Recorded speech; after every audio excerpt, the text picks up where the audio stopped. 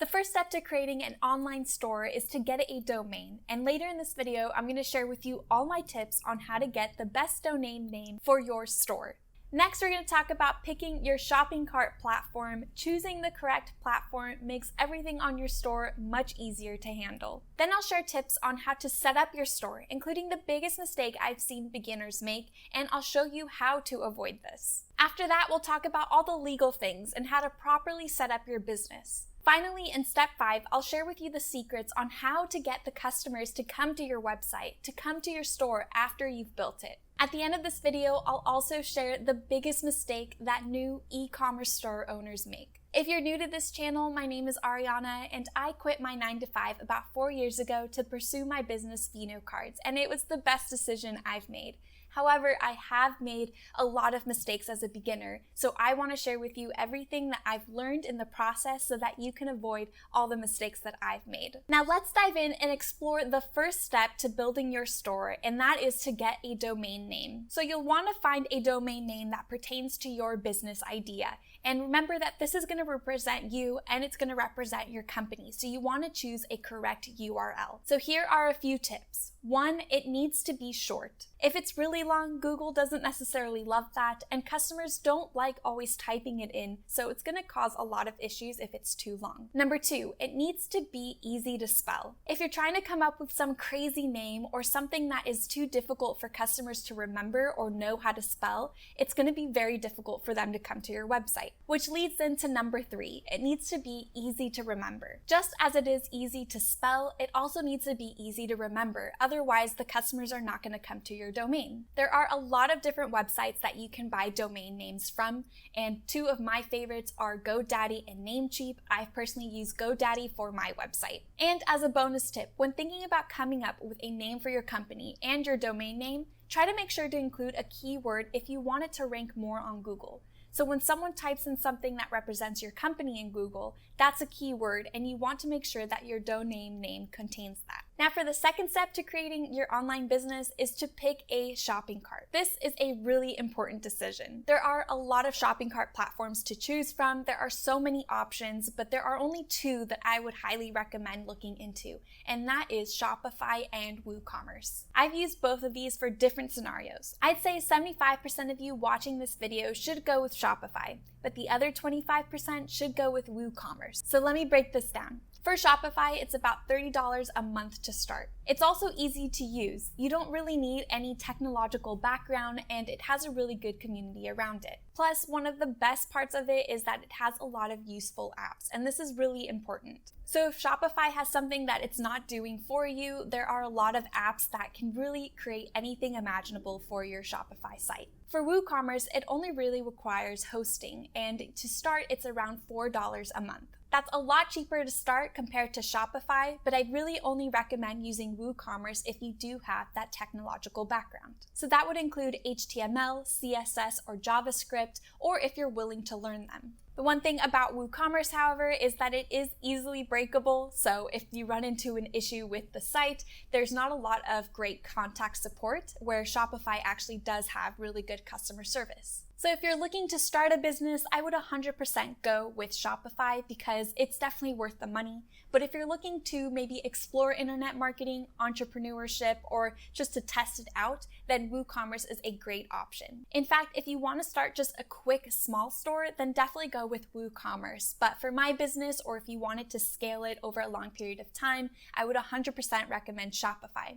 I have a link in the description below if you want to start for a 2-week free trial. That's what that link will give you. I would definitely recommend to explore Shopify and see if it's a good fit, so you can use the description link down below. Now for the third step to creating your online business store is to set up a shopping cart. After you purchase your shopping cart platform, you'll actually want to set up your store. And this is where I've seen some of the biggest mistakes that beginners make, so I want to share those with you so that you can avoid them. So the first mistake I see is the fundamental knowledge of SEO. This is how Google determines what websites rank where. Once you learn about SEO and keyword research, it will help you create a website that Google would want to rank higher, which will bring you free traffic, which is what everybody wants. The next mistake I see is that there's too much of a confusing website that's being built. So you want to make sure that when you're building out your store, it is very easy for customers to interact with and to use overall. You want to make it very clear what your product is, how to buy it, add it to cart, and purchase without any trouble or hesitation. Once you have your shopping cart set up, we're going to dive into the fourth step, which is making it legal. Now, this step is basically exploring how to make your business legal in the eyes of the government. Now, everyone seems to get hung up on this part of it and thinks that it's really difficult to set up your business legally. And I was definitely one of those people, but I'm here to tell you that it's actually not the case at all. I'm going to list out a few simple things that you'll need to do. So for number one, you'll need to file for an EIN number. The EIN number is basically a social security number specific to your business, so it separates you and the business. This one is very easy to get. It's just a quick setup and information about your business. Number two, you'll need to set up a state seller permit. And this is for whatever state that you are selling from in the United States, and it's free to do. This is only so that you can pay sales tax in the state that you're living in, so you'll need to look up the rules and the necessities for your state specifically. I came from California where I do need to pay the sales tax, so it's all very different for each state. Just make sure that you look into yours. And number three, you'll need to create a business entity. The two main ones that I recommend are either a DBA or an LLC. An LLC tends to provide a lot more protection, but it's also a lot more expensive. A DBA doesn't provide as much protection, but it does allow you to open a business bank account, get a business credit card, etc. You also probably don't need a trademark or a patent for your logo or idea, unless that you think that there's a potential that someone might infringe on it, or you can decide that you're willing to spend hundreds or thousands of dollars on lawyers to go after them. But I think that it's really easy just to get the trademark at the beginning. That's what I did for my business, and especially if you're looking to scale long term, it's better just to have that. But again, just look into what you're looking to do for your business and make a decision based on that. Now for the fifth step on creating your online store is to get customers to come to your website. This is the fun part and often overlooked, and it shouldn't be, because getting customers to come to your site is the heart of the business. So I'm going to share with you quickly 10 ways to get customers to come to your website. Number one, SEO. This is ranking high on Google so that you get free traffic to your website. Number two, content marketing. This is where you can get really fun and unique. You can do articles, blogs, podcasts, YouTube videos, whatever it is. All of this is free to do, and if you do it properly, you can get a lot of free traffic to come to your website. Number three, PR. You can use public relations to help you get into magazines, newspapers, on radio shows or podcasts. Basically try to go and be a guest or get articles written about you in other ways. Number four, social media. And this is another form of free marketing. So you could use Facebook, Instagram, Snapchat, YouTube, TikTok, whatever social media is popular for you and in your niche, use that. Develop a community and use that to drive traffic to your website. Number five is AdWords. There are actually some great paid ways to drive traffic to your website. AdWords is basically search text ads, so every time someone searches a keyword in Google that you think would be good for your customer and for you,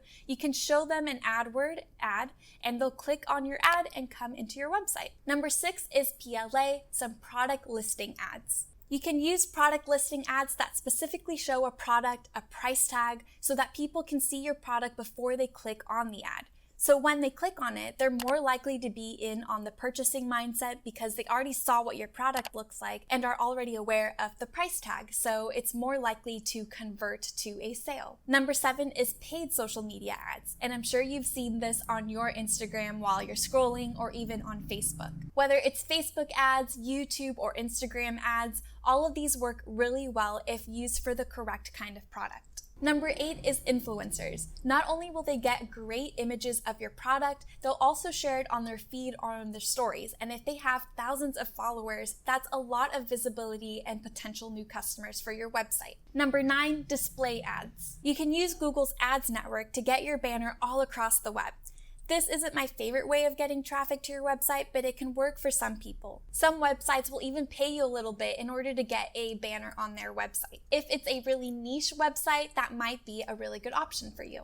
And number 10, retargeting ads. This is another one of my favorites and probably the best use of your money online. Retargeting ads is when someone comes into your website anywhere they go online and your ads will follow them.